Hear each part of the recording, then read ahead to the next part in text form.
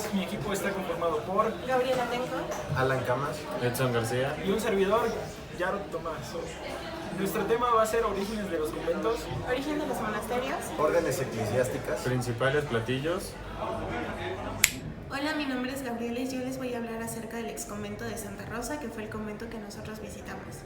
Bueno, este exconvento fue creado por las monjas dominicanas en el siglo XVII, en el cual llegaban niñas de 13 a 11 años y sus papás eran quienes las llevaban cuando no las podían casar. Entonces, ellos adquirían un mayor nivel y sobre todo que las demás personas lograran darles a confianza sus terrenos o sus territorios.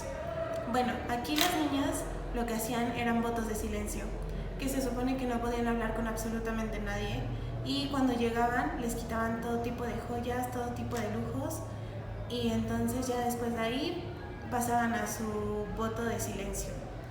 Se dice que en la cocina solamente trabajaban 2 monjas o mujeres, y el único día en el que descansaban en sí no descansaban, sino que se dedicaban a cocinar, en donde ellas podían conocer, explorar y todo lo que ellas pudieran. Bueno, también nos hablaron acerca sobre de los castigos que tenían o cómo es que las castigaban o por qué. Se dice que como no podían hablar con absolutamente nadie, llegaba el padre a confesarlas y sus únicas respuestas podían ser sí o no. Si en algún momento ellos veían que había pecado, las flagelaban frente a la imagen de Santa Rosa, que es de Perú, Perú-Lima. Bueno, cuando las monjas veían que estaban flagelando a una novicia, no sabían en sí por qué es que las estaban flagelando, o no sabían más bien el pecado porque simplemente no podían hablar entre ellas. Ahora, también nos comentaron que las novicias, cuando se sentían mal o estaban enfermas, las ponían o su medicina era el rezo, debido a que si ellas estaban enfermas era porque ellas tenían o habían pecado. Entonces, eso también fue como algo que nos sorprendió a todos. Otra de las cosas que nos mencionaron fue que ellas, para lo único que podían pensar o tener pensamientos con ellas mismas era para el rezo, y no podían hablar, no podían hacer nada de eso. También que los sueños eran un placer.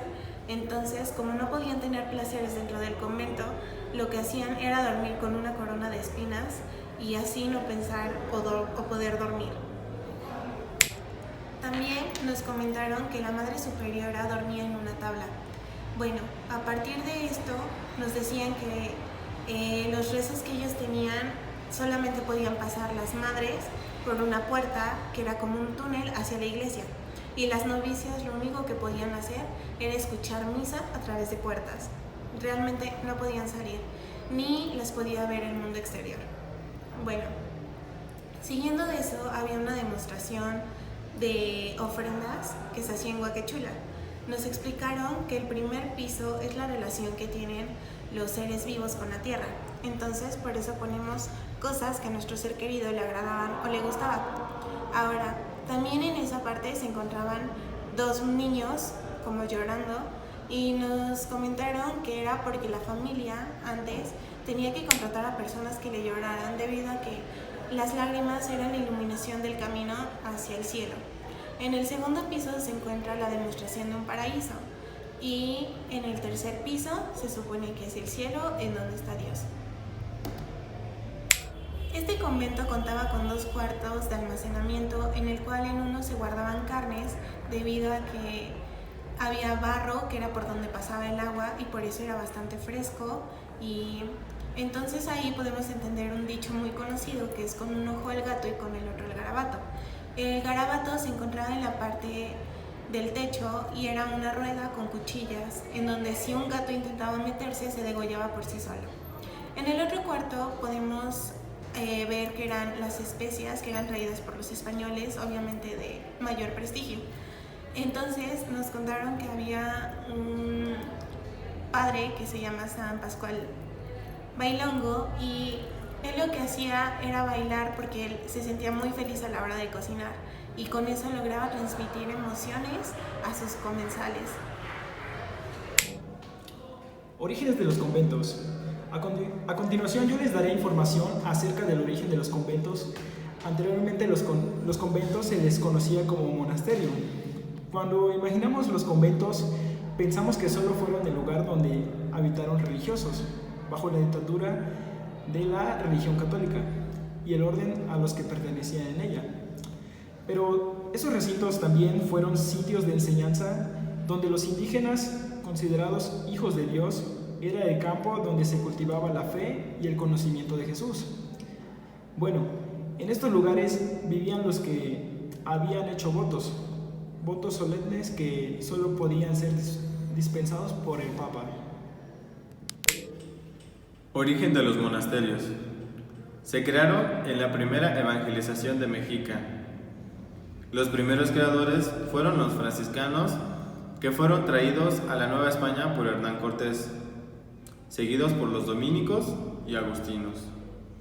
Después de establecerse en la Ciudad de México, evangelizaron la zona sur y el este del Popocatépetl. Los misioneros y encargados fueron Juan de Tecto y Juan de Ayora, quienes aprendieron náhuatl para poder comunicarse con los distintos pueblos indígenas. Los monasterios sirvieron como pilares en las ciudades fundadas y refundadas por los españoles, en la cual era la época colonial. También sirvieron como hospitales, escuelas e instalaciones de almacenamientos de alimentos y bebidas. Principales platillos, como son mole poblano, chile en nogada, dulces típicos, flan de vainilla, buñuelos, camote.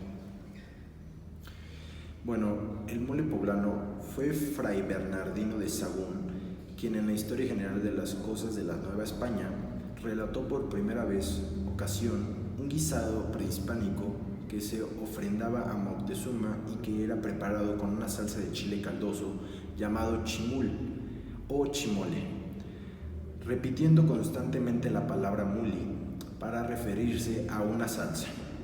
Dichos mulis eran también ofrendados a los dioses como muestra de agradecimiento tras largos viajes. El chile en nogada. La historia del chile en nogada es similar. La primera vez que se elaboró fue en 1821, cuando Agustín de Iturbide visitó Puebla, después de la firma del Acto de la Independencia de México. Con motivo de su cumpleaños, las madres agustinas del convento de Santa Mónica decidieron elaborar un plato que tuviera los 3 colores de la bandera mexicana. Utilizaron el chile poblano para el color verde, la nogada para el blanco y la granada para el rojo. Dulces típicos. Los dulces más reconocidos son el camote de fruta, canelones, mazapanes, turrones, jamoncillos y muéganos. Fueron realizados por primera vez por las monjas del convento de Santa Clara durante los siglos XVI y XVII. Algunos conventos de Puebla eran verdaderas fábricas y las monjas competían en ingenio y dedicación para preparar y ofrecer a la sociedad poblana y a los extranjeros las mejores dulces y galletas que había en la ciudad, con originales formas y presentaciones. Los buñuelos. La historia de los buñuelos parece que no es tan antigua como podamos pensar. Aún así, no se conoce con exactitud el origen de este dulce, que en esta época adquiere mayor espacio en nuestra mesa. Hay quienes piensan que los buñuelos derivan de la palabra puñuelo, una especie de bola que los romanos amasaban con sus puños. Otros piensan que la palabra proviene del francés baguette. Pero como sabemos que buena parte de estos dulces es tradición y origen árabe, podemos quedarnos con esta precedencia en la historia de los buñuelos. El camote es un tubérculo que se cultiva desde hace más de 8,000 años en el continente americano. En cuanto a la historia del dulce, en Puebla existen varias versiones que apuntan al siglo XVII. ¿Y quiénes crees que fueron los culpables? En efecto, nuevamente aparecen las monjas, que experimentaban siempre con distintos ingredientes para lograr creaciones que hoy podemos disfrutar.